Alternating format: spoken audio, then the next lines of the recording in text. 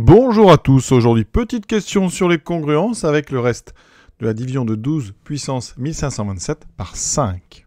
Je rappelle la propriété essentielle, c'est que si je prends une puissance non nulle, donc n entier naturel non nul, eh bien si a est congru à b modulo m, a puissance n sera congru à b puissance n modulo m. Donc ici on va le faire avec 12. 12, si je prends modulo 5, c'est égal à 2, d'accord?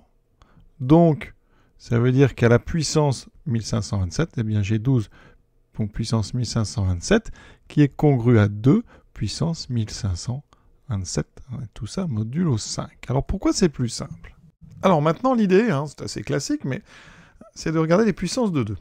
Alors, on va prendre 2 au carré, ça fait 4, et on va chercher. Alors 2 au carré égale 4, ça c'est déjà pas mal, parce que ça veut dire que, donc, 2 au carré, c'est égal à moins 1 modulo 5, d'accord? Puisque moins 1 est égal à 4. Ça, c'est très bien, parce que moins 1, on sait calculer sa puissance très vite.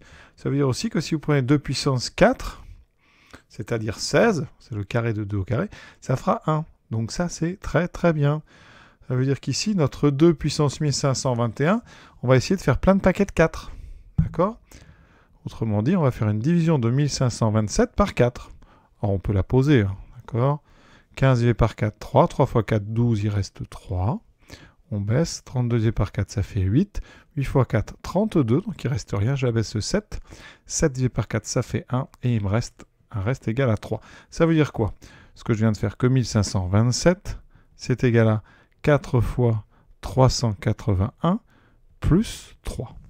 J'aurais pu aller plus vite, parce que les multiples de 4, on les connaît.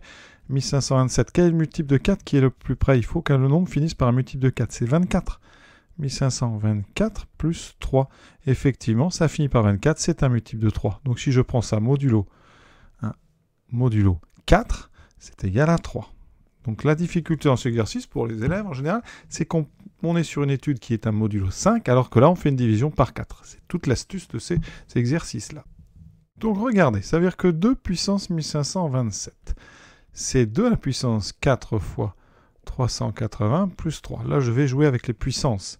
C'est donc 2 puissance 4 fois 380 multiplié par 2 au cube. Ici, on a un produit. Ça veut dire que vous pouvez considérer que c'est 2 puissance 4 à la puissance 380. Et c'est tout l'intérêt d'avoir un 2 puissance 4 qui vaut 1 modulo 5. Ça veut dire qu'ici, 2 puissance 1527, c'est donc concru à, eh bien 2 puissance 4 vaut 1 modulo 5. D'accord? Donc ici, je peux mettre un 1. C'est 1 à la puissance 380 fois 2 au cube qui vaut, donc 2 fois 2, 4 fois 2, 8. Tout ça modulo 5. Bien préciser toujours le modulo. Donc notre 2 puissance 1527, 1 puissance 380, ça fait 1. Il me reste 8. Modulo 5, ça fait 3. Voilà, maintenant, eh bien, le reste, il est simple. On prend un entier entre 0 et 4. Donc 3, ça convient directement. Donc le reste, chercher et 3. Donc rappelez-vous bien, première étape, on travaille donc modulo 5 sur les bases, c'est-à-dire les nombres qui sont en dessous de la puissance, donc sur le 12 qui devient 2.